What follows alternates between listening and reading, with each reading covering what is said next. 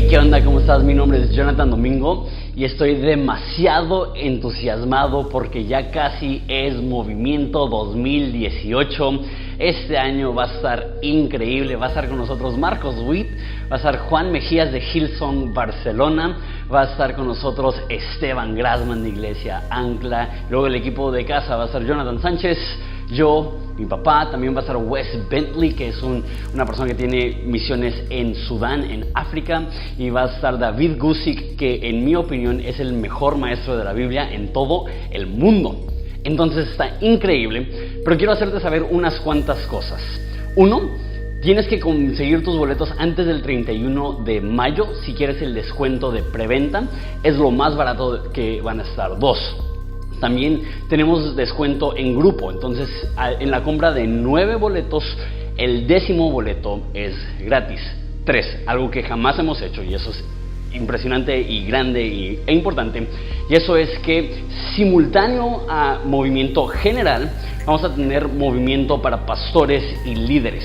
Los mismos conferencistas, incluyendo, aparte de los que ya mencioné, como 4 pastores de Estados Unidos de iglesias influyentes, estarán en nuestro campus Quilihuas durante el día dando capacitación más práctica para pastores y líderes, y aparte también los otros conferencistas estarán ahí. Entonces el plan es que en la mañana y en la tarde vamos a estar divididos en general y en pastores y líderes, y luego en la noche va a estar juntos con conciertos y va a ser un tiempo increíble. Eso es lo más importante que quería que supieras. Quiero que nos acompañes, no quiero que te quedes sin boletos, entonces compra pronto y nos vemos aquí en agosto, va a ser del 16 al 18. Más información en movimientoens.com. Dios te bendiga.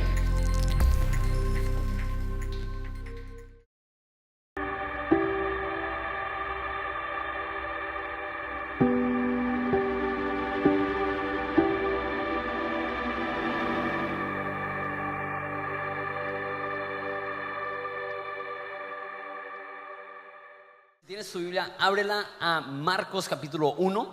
Hemos estado considerando lentamente el Evangelio de Marcos. Llevamos creo que 2 meses y apenas estamos terminando el primer capítulo. No estoy pidiendo disculpas, probablemente sigamos a este ritmo el resto del libro. Entonces, si nos toma un año, está bien, porque estamos viendo detenidamente las historias y los encuentros que personas tienen con Jesús. Hoy no es la excepción, vamos a ver cómo Jesús sana a un leproso. Dice así: un hombre con lepra se acercó y se arrodilló ante Jesús y le suplicó que lo sanara. Si tú quieres, puedes sanarme y dejarme limpio, dijo. Movido a compasión, Jesús extendió la mano y lo tocó. Si quiero, dijo, queda sano. Al instante la lepra desapareció y el hombre quedó sano. Entonces Jesús lo despidió con una firme advertencia: no se lo cuentes a nadie. En cambio, preséntate ante el sacerdote y deja que te examine y lleva contigo la ofrenda que exige la ley de Moisés a los que son sanados de lepra. Eso será un testimonio público de que has quedado limpio. Pero el hombre hizo correr la voz proclamando a todos lo que había sucedido. Como resultado, grandes multitudes pronto rodearon a Jesús, de modo que ya no podía entrar abiertamente en ninguna ciudad. Tenía que quedarse en lugares apartados. Pero aún así la gente de todas partes seguía acudiendo a él. Padre, te pido que nos hables en esta tarde. Queremos que tú nos reveles tu carácter, tu naturaleza, tu forma de ser, y queremos crecer cada día más en nuestro entendimiento de ti. En nombre de Jesús, amén. ¿Cuál crees tú que es la razón más grande por la cual la gente no se acerca a Dios? Definitivamente no es ateísmo. En México la gran mayoría de personas creen en Dios. Y no es que la gente duda de su poder para cambiar una situación o para perdonar nuestros pecados.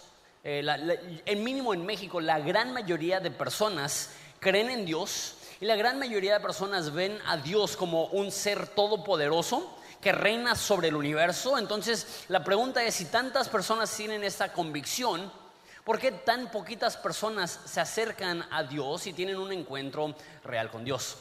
Creo que hay muchas razones, pero en esta historia vemos una que creo que puede ser una de las principales razones por las cuales las personas no se acercan a Dios, y eso es porque ellos creen que Dios no los quiere, que Dios es indiferente ante su situación, que Dios no tiene un amor específico por ellos. Y creo que la persona promedio puede creer que quizá Dios está interesado en el mundo o quizá está interesado en la humanidad, pero en ellos como individuos muchos no lo creen.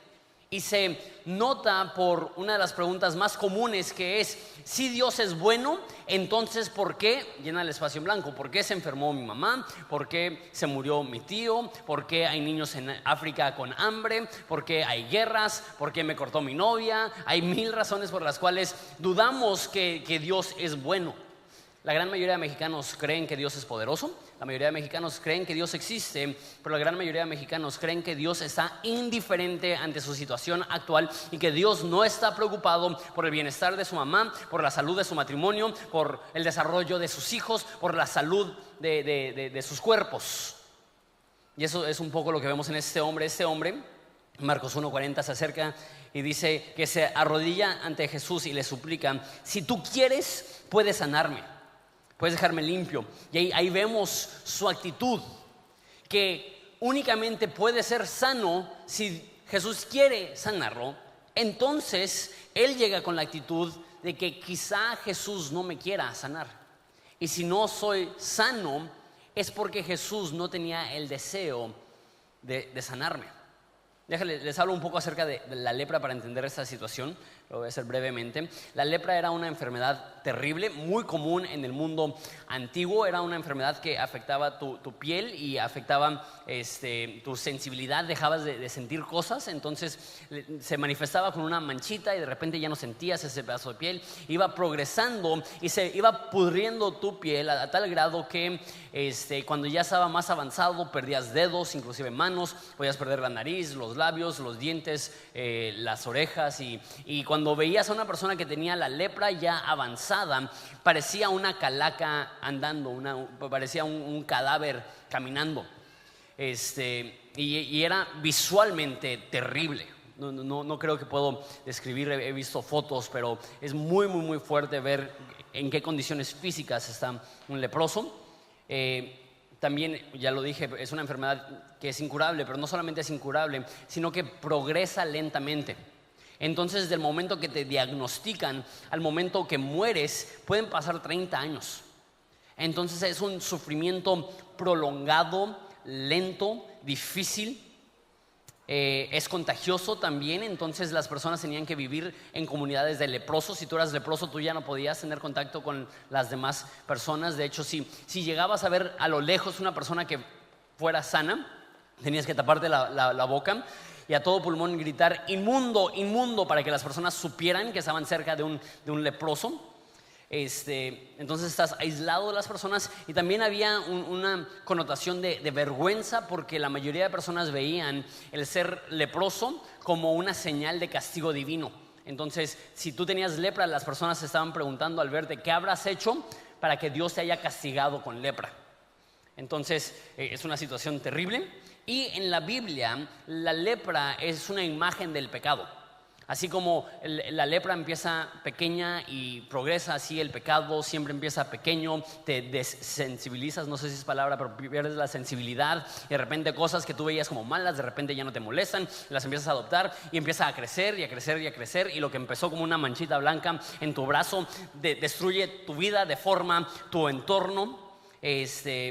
Es incurable, el pecado es incurable, el pecado es contagioso. La Biblia dice que el que se junta con necios será destruido. La Biblia dice que las malas compañías corrompen buenos hábitos. No sé si te ha pasado que de repente te juntas con alguien y empiezas a adoptar más bien conductas que jamás hubieras hecho, pero porque te estás juntando con alguien que es una mala influencia, de repente empiezas a hacer esas mismas cosas. Te aísla de las demás personas, te llena de vergüenza.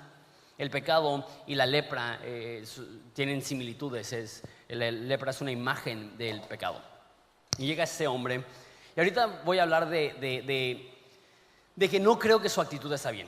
No creo que está bien llegar a Dios y decirle: si quieres sanarme, me puedes sanar. Sé que se escucha muy piadoso, se escucha como la manera correcta, ¿no? de interactuar con Dios. Si tú quieres, es casi como pedirle permiso. No te estoy exigiendo nada, no estoy demandando nada. Si tú quieres, puedes sanarme.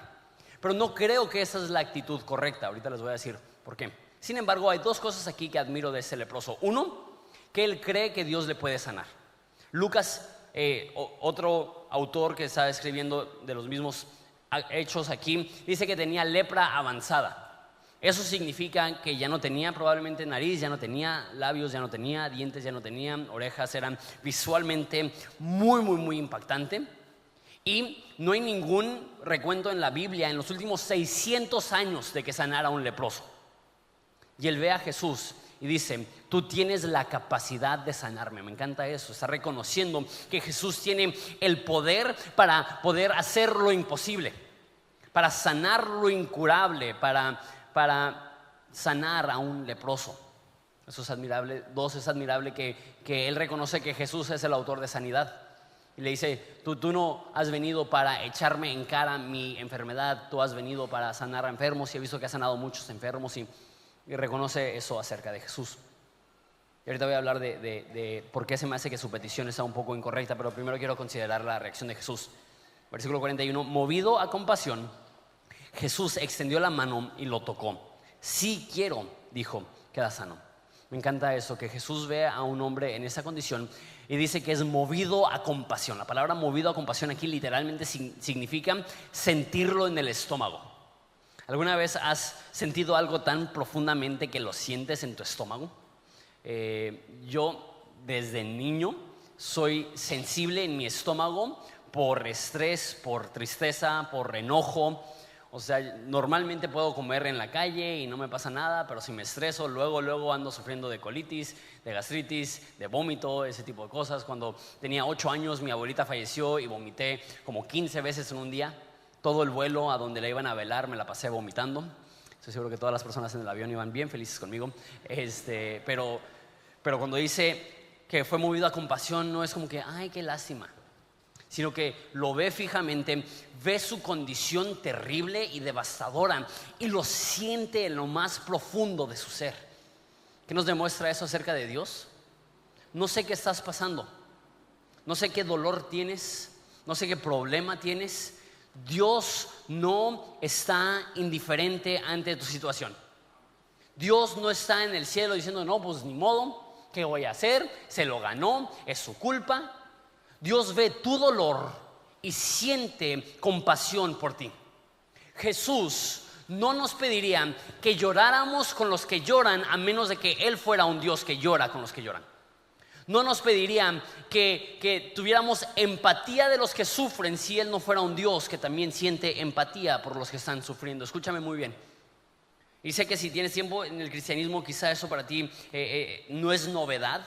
Pero entiendo que para muchas personas sufren y su actitud es: ¿dónde está Dios? Dios no está presente, a Dios no le importa. Si Dios quisiera, Dios ya me lo hubiera quitado. Y de repente empezamos a sentir en los momentos de dificultad frialdad de parte de Dios, cuando en realidad es todo lo contrario. Cuando pasamos por dificultad es cuando Dios está más sintiendo por nosotros compasión. Él no está indiferente ante tu situación. Y dice que extiende su mano y lo toca. No solamente siente compasión, sino que toca a este leproso. Ahora, dos cosas acerca de esto. Tocar a un leproso es tocar a una persona que tiene una enfermedad contagiosa, incurable y horrible. Tocar a un leproso sería como compartir una aguja con una persona enferma de VIH. O sea, ¿quién tocaría a un leproso? Nadie. No solamente eso, sino que religiosamente para un judío tocar a un leproso te hacía inmundo. Ya no podías ir al templo por 7 días. Y había muchas cosas que no podías hacer porque estabas violando una de las reglas de la religión, que era que no podías tocar a un leproso. ¿Y qué es lo que hace Jesús? Siente compasión, ve a este hombre devastado por su situación y lo toca. Me encanta que la enfermedad no le brinca a Jesús, sino que la sanidad le brinca al leproso. Y me encanta que el leproso no hace a Jesús inmundo, Jesús hace al leproso limpio. Y es cuando llegamos a Dios con nuestros pecados y nuestros problemas y nuestra necesidad. No es que le estamos pasando a Dios un problema, es que Él nos está pasando a nosotros su sanidad, su paz, su ayuda, su alivio, su consuelo, su cariño, su amor. Cuando llegamos a Dios, nosotros no le afectamos a Él negativamente, Él nos afecta a nosotros positivamente. Y dice esto: sí quiero. Me encanta esa afirmación. Si quieres, puedes. Y Él: sí quiero. Y lo toca. Recuerda que pierdes la sensibilidad cuando eres leproso. Me pregunto si la primer sensación que ha tenido en sus brazos en las últimas décadas es la mano de Jesús tocándole el antebrazo, es la mano de Jesús tocándole el hombro, diciendo sí, sí quiero. Y después de pasar media vida sin sentir nada, siente el calor de un abrazo, siente el calor de la mano de Jesús. Y ahorita lo vamos a ver, que se va a presentar con un sacerdote y lo va a tener que evaluar para ver si está sano, que me hace pensar que ya no se iba a ver como leproso. Me pregunto, y eso es especulación, si al Jesús sanarlo no solamente le sanó de tener lepra, sino que le restauró todo lo que la lepra le había destruido. Quizás su cara, que en ese momento ya estaba desfigurada, regenera una nariz, regenera oídos, regenera labios. ¿Será? ¿Quién sabe? No nos dice. Pero cuando lo ve un sacerdote dice, ese no tiene lepras, está limpio. Entonces quizá hasta físicamente todos los síntomas todas las señales de que alguien tiene lepra son removidas. ¿Te imaginas ese momento? ¿Imaginas ese milagro? Ves a una persona que parece una calavera en un momento tener la piel limpia. Esa persona que había perdido la sensibilidad, la sensación, es restaurada el momento que tiene un encuentro con Jesús. Y sabes, muchas personas se alejan de Jesús buscando algo. Un sentimiento de aprobación, un sentimiento de cariño, un sentimiento de calor, un sentimiento de emoción, un sentimiento de aventura. Y se alejan de Jesús buscando estas cosas. Quieren sentirse vivos, pero lejos de sentirse plenos y vivos y emocionados y felices, se sienten huecos, vacíos.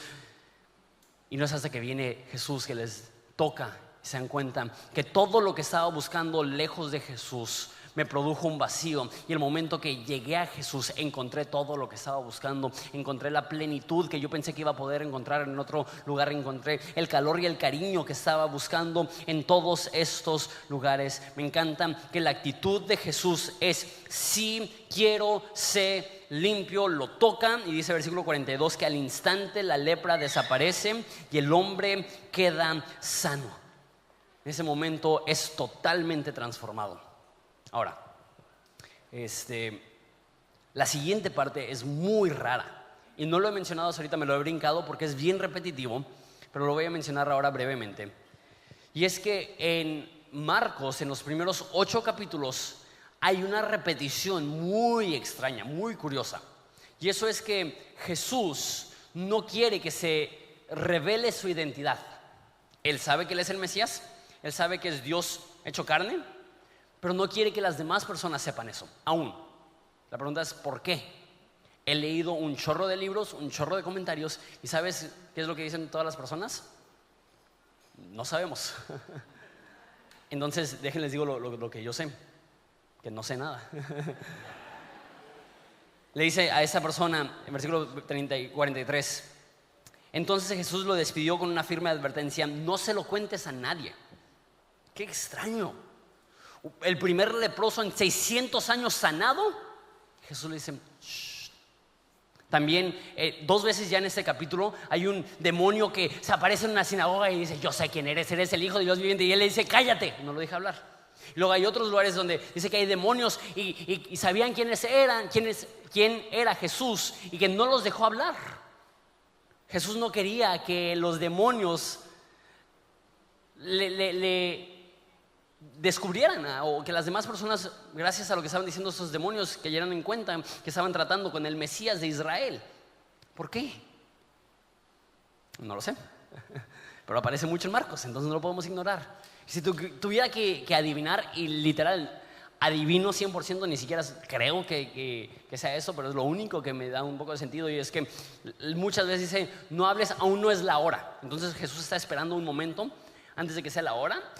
Y en otras partes de la Biblia la hora está hablando del momento de su juicio y de su muerte. Entonces lo que yo creo quizá es que él entendía que si los judíos se convencían que era el Mesías, que a la fuerza lo iban a querer hacer rey, y eso iba a resultar en que los romanos se iban a dar cuenta, lo iban a arrestar por sedición y lo iban a matar antes de que tuviera el tiempo para cumplir su tiempo y su ministerio. Entonces no querían como que los judíos a la fuerza lo hicieran rey. Pero una vez más, estoy adivinando.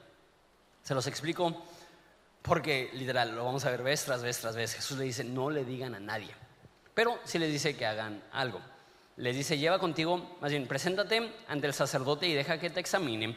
Lleva contigo la ofrenda que exige la ley de Moisés a los que son sanados de lepra. Eso será testimonio público de que has quedado limpio. Y después nos dice que el hombre sale, no obedece a Jesús, le dice a todo mundo, y Jesús ya ni puede entrar a una ciudad porque hay tantas personas tan alborotadas por conocer al hacedor de milagros, a este hombre de Dios. Entonces, le dice, preséntate al sacerdote.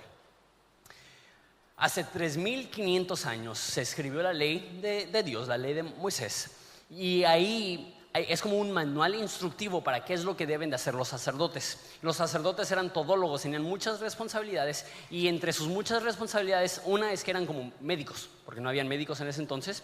Entonces, si tú creías que tenías lepra, no ibas con un doctor, ibas con un sacerdote. Y en Levítico 13 había una lista de síntomas.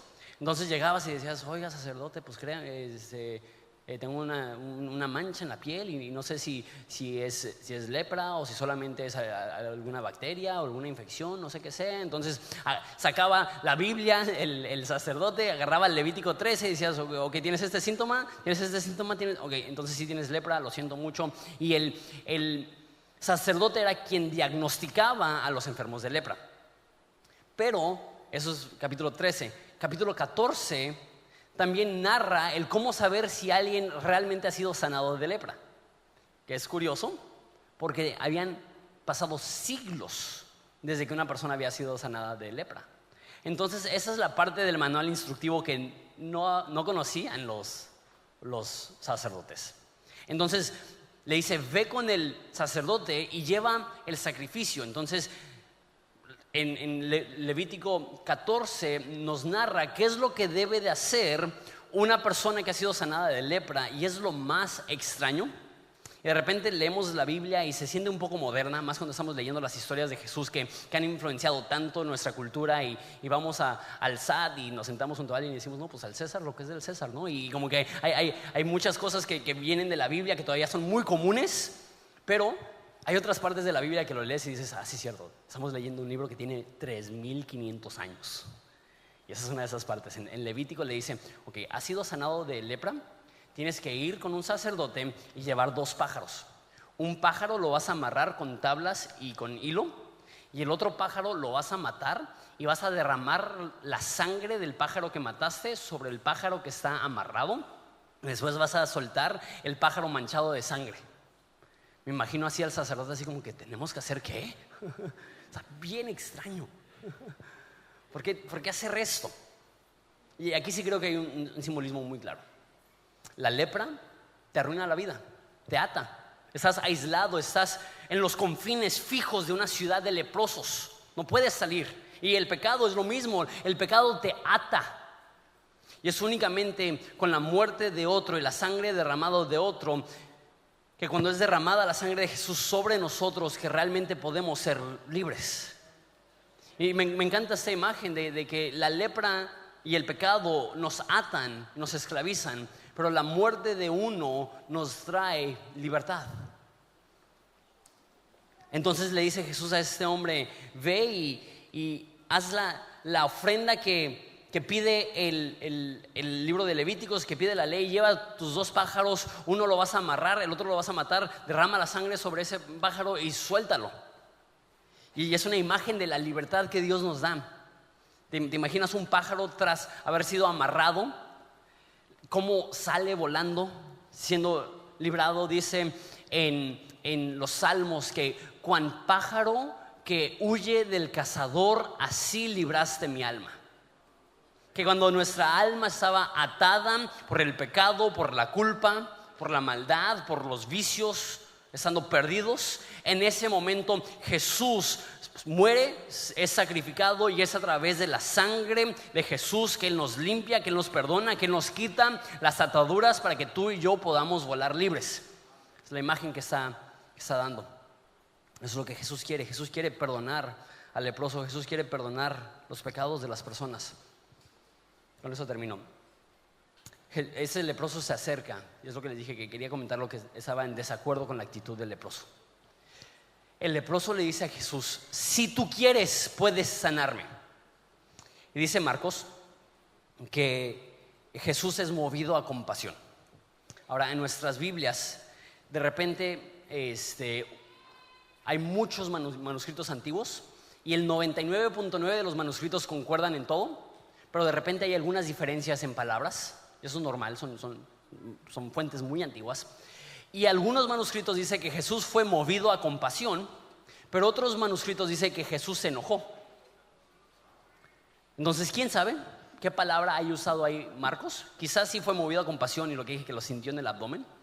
Pero si tu Biblia tiene anotaciones, probablemente tenga ahí un asterisco y al final, al pie de la página, diga algo como algunos manuscritos dicen se enojó. ¿Qué si se enojó? ¿Qué si llega este leproso deformado y le dice a Jesús: si tú quieres, puedes sanarme? Y que hay algo de esa petición que molestó a Jesús. Yo creo que sí existe la posibilidad. ¿Por qué? Por lo que implica.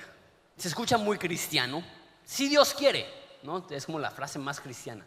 No, vamos a ir a cenar. Si Dios quiere. Vamos a ir al cine. Si Dios quiere. Y lo hacemos un chorro. Y él se acerca y dice: si tú quieres. Pero lo que implica eso es: si este hombre no es sanado, es porque Dios no quiso. Y creo que eso es lo que molesta a Jesús. Jesús así pensando: ¿qué he hecho para hacerte pensar que no quiero sanarte? ¿Qué te haría pensar que tengo el deseo de que tú tengas lepra? ¿Sí ves cómo puede ser un poco ofensivo eso? Porque está implicando: tengo lepra porque tú quisiste. Y Jesús así como que: ¿seré yo el autor de enfermedad? ¿Seré yo quien quiere que estés enfermo, que estés sufriendo, que estoy en el cielo diciendo: ay, si esta persona no ha leído su Biblia en 3 semanas, le voy a dar un buen catarro para que se le quite? ¿Será así la forma que funciona la mente de Dios? A esa persona no ha orado en un chorro de tiempo, le voy a dar un malestar que le va a provocar que esté orando. Por eso yo creo que la respuesta de Jesús es inmediata: sí quiero, y toca al leproso. Entiendo por qué las personas dicen si Dios quiere, porque Jesús dice que si vas a hacer una inversión, no des cosas por un hecho. No digas: voy a ir a ese lugar y voy a comprar este campo y después voy a hacer eso. Sino di: si Dios quiere, iré a este lugar y compraré ese campo. Entonces, hablando de los planes tuyos a futuro, de invertir, de empezar un negocio, no des por un hecho que te va a ir bien. Di: si Dios quiere. Pero de repente tomamos eso y lo aplicamos a un chorro de cosas. Tenemos que dejar de decir si Dios quiere a las cosas que Dios ya ha dicho sí quiero. Tenemos que dejar de decir si es la voluntad de Dios a cosas que Dios ya ha dicho esta es mi voluntad. Y ahí les va. Y sé que eso es un poco difícil de creer por nuestra tendencia humana. ¿Estás enfermo? Dios quiere que seas sano. Así de fácil, así de fácil. Y dices: entonces, ¿por qué no es sanado? Hay un chorro de personas en la Biblia que no son sanadas. Jesús mismo sufrió un chorro, todos los apóstoles sufrieron un chorro. Pero no creas que cuando sufres porque Dios quiere. Esa actitud es tan incorrecta. Y hablando de que la lepra representa el pecado, hay un chorro de personas que tienen esta actitud. Hay algunas personas que Dios no quiere perdonar. Digo: ¿en serio? No sé qué Biblia has leído tú, pero la Biblia que yo tengo dice que Dios no quiere que nadie perezca, sino que todos procedan al arrepentimiento. Entonces, ¿todos van a ser salvos? No. Pero no podemos echarle la culpa a Dios. Entonces, ¿todos serán sanos? No. Pero no podemos pensar que si alguien está enfermo porque Dios quiere que esté enfermo. Dios quiere sanidad. Soy convencido de ello. Yo creo que al redescubrir a Jesús necesitamos saber eso. Dios permite enfermedad. Y si estás enfermo, Dios está produciendo algo en la enfermedad. Nunca es de oquis. Y cuando estás enfermo, Dios te abraza y te acompaña, está contigo en la necesidad. Él no está indiferente. Pero el pensar que estás enfermo porque Dios quiere que estés enfermo, yo creo que eso ofende un poco a Dios, molesta un poco a Dios. Dice, yo soy el autor de la sanidad, yo soy el autor de la paz, yo soy el autor del perdón de pecados. Yo no vine para enfermarte, yo vine para sanarte. Yo no vine para condenarte, yo vine para perdonarte. Entonces cuando vamos a Dios tenemos que tener la actitud, sí, Dios quiere, como un afirmativo, no como una pregunta. Y no pretendo entender todo. No pretendo entender el sufrimiento, no pretendo entender por qué algunas personas sufren toda su vida, pero lo que me rehúso a creer que es el deseo y la voluntad de Dios, el verte sufriendo. Te abrazará, te ayudará, te acompañará, sentirá lo que tú sientes, pero créeme, Él no quiere que estés enfermo, Él no quiere que pases esto. Entonces cuando oramos, y eso es algo que yo he hecho y me tengo que arrepentir de ello, tenemos que dejar de decir, Dios, si es tu voluntad sanarlo, sánalo, y si no es tu voluntad, y Dios así como que ahora resulta que soy el malo, ¿no? Jesús es el autor de la vida. Y cuando oramos tenemos que orar con fe y apelar a un Dios que vez tras vez tras vez nos ha mostrado que Él tiene el deseo de sanar. Y ese pasaje también representa el pecado. Si tú estás aquí y estás batallando con algún pecado, te sientes esclavizado al pecado, necesitas saber, Dios quiere perdonarte. ¿Qué tan comprometido está Jesús con perdonarte, con sanarte? Está tan comprometido que Él está dispuesto a ser el pájaro desangrado para que tú seas el pájaro que anda libre. Jesús está dispuesto a sufrir para que tú puedas ser libre del pecado, de la opresión, de la maldad. Una vez más, no quiero darte falsas esperanzas que Dios te va a sanar el momento que tú le pides, pero lo que necesitas saber es que cuando vas a Dios necesitas creer que el deseo para ti es para tu bien, para tu salud, para tu perdón, para tu madurez, para tu crecimiento, y jamás Dios está en el cielo diciendo, no, pues lo voy a hacer sufrir porque se lo merece. Esa no es la actitud que vemos reflejada en Jesús. La actitud que vemos reflejada en Jesús es, si quiero, sé sano, y creer en eso. ¿Les parece si nos ponemos de pie y oramos?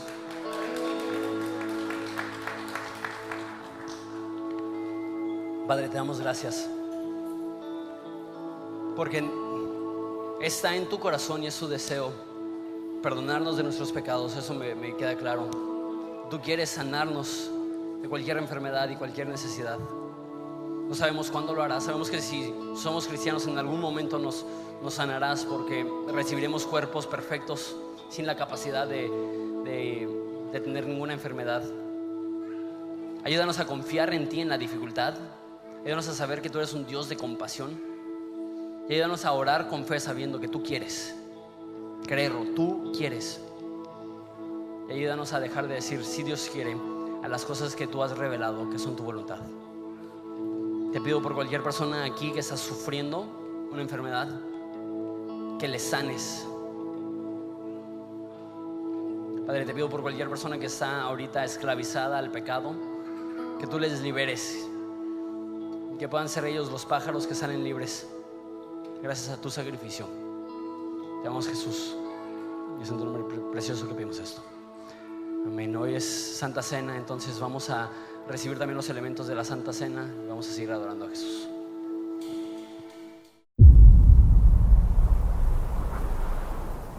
Es fuego en la noche. Es agua en el desierto.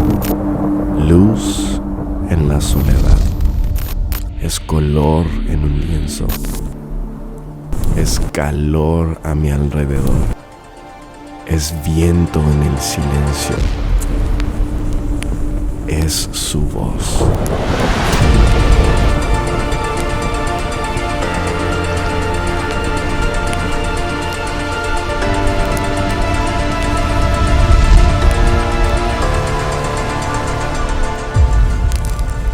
Es todo lo que necesito.